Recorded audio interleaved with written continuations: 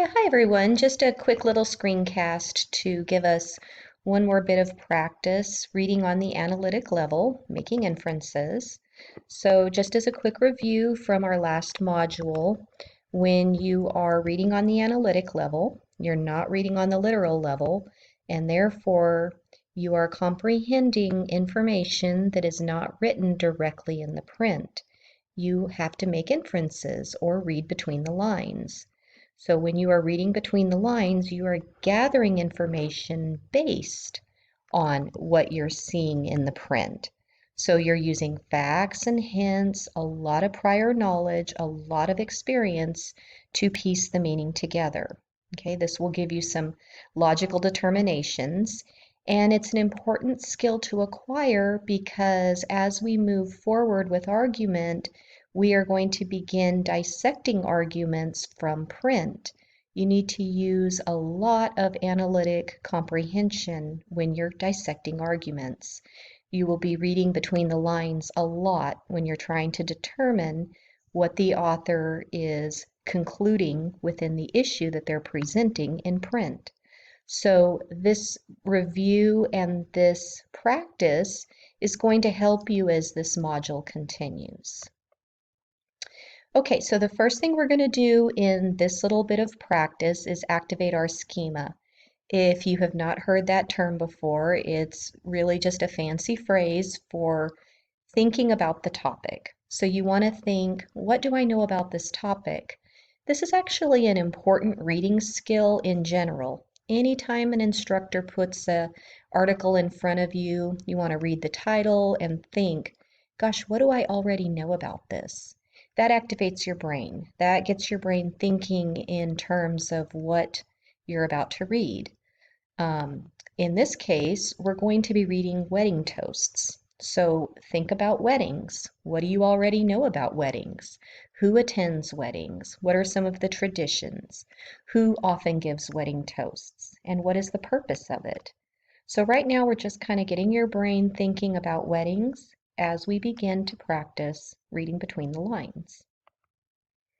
Okay, so our goal in this practice session and then in the activity that follows is to determine the logical information that can be driven from the speech. So I've given you some definitions of this. Logical basically means an educated guess. You're basing it on hints and clues and facts. You're just not thinking of off-the-wall guesses. Okay, these are logical. And at the same time, I want you to kind of think about, how much you can figure out when you're reading on the analytic level. You'd be very surprised with how much you already know. We often read between the lines without even realizing we're doing it. So this practice is just basically bringing that to the forefront and showing us how much we do this naturally. Okay, so to practice, I'm going to read this speech to you. So we're pretending we're at a wedding and this speech comes up. Let's raise our glasses for Jim and Clara. Wow, when Clara told me she was marrying Jim, I was like totally surprised. He just never seemed like the commitment type. But here they are, proving me wrong. I sure hope Clara keeps Jim on a short leash, if you know what I mean. Good luck, you guys. You're going to need it. So now, thinking about that little speech, think about the language that was being used. Was it slanted in a positive direction or a little bit negative?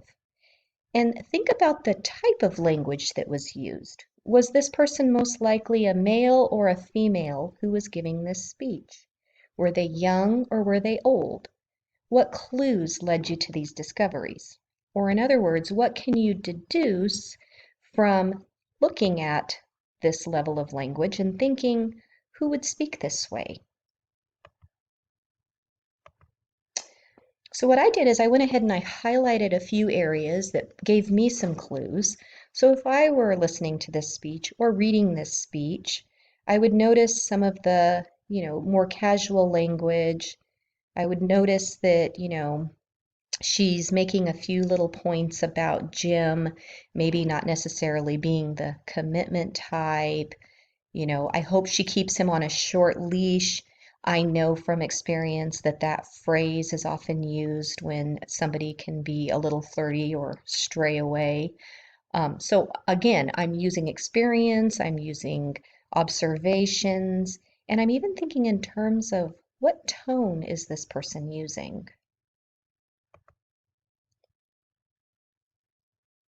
So as you continue to practice, you're thinking, what is this person really communicating in addition to the tone and the feeling and the words that were used?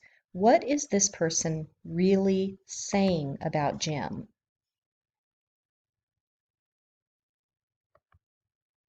Okay. So as you're thinking of these things, this is you inferring. This is you reading between the lines and getting a sense of what is being communicated by this particular toast. So then to bring it all together, you kind of want to think, what information can you determine from this speech? What have you learned about Jim? What facts and hints and prior knowledge helped to determine this conclusion? Oftentimes we use a lot of our own personal experiences or personal observations, which is a good strategy when you're making inferences.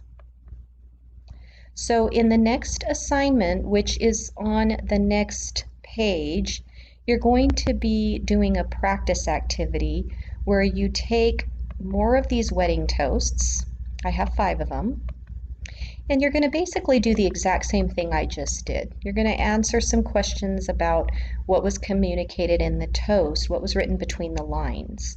Now, I have 5 more toasts, but you only have to choose 2 of them for the activity. However, if you want extra credit, you can choose 3 toasts, and I'll give you 5 points of extra credit. So, now that we've done a little practice, go ahead and click to the next section and you can do this activity.